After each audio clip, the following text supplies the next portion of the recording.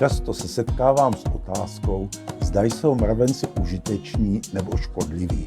Mravenci samozřejmě do naší přírody patří a jsou v ní bráni jako užiteční.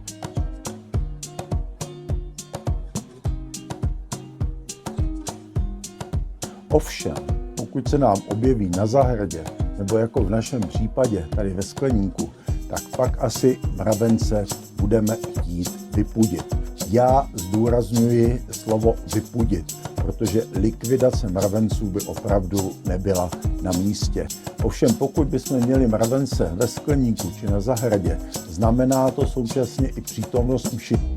Mravenci žijí v symbióze s mšicemi, protože mšice produkují sladkou medovici, kterou mravenci olizují a proto dokonce mšice si opečovávají. Vynášejí je na rostliny právě z toho důvodu, aby tam měli dostatečný zdroj medovice. My ovšem tady na zahradě nebudeme provádět žádné drastické hubení. Je zde jedna z možností použití parazitických lístic rodu Steinernema.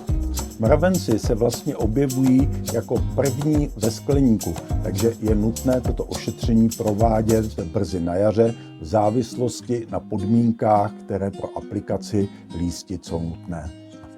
Tyto lístice způsobují to, že mravenci vůbec na místě, které je ošetřené, nezakládají mraveniště a pokud někde v okolí mraveniště je, urychleně prostor opouští. Takže dá se říct, že my pomocí parazitických lístic mravence ze zahrady, nebo lépe řečeno z toho prostoru, který jsme ošetřili, vyháníme. Což je způsob velice šetrný a správný, který by se měl na zahradě používat.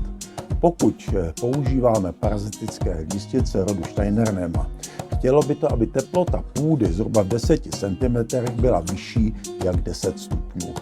Rozpustíme lístice ve vodě a aplikaci provádíme buď postřikem, tedy jemnou mlhu přímo na půdu, a nebo konví zálivkou.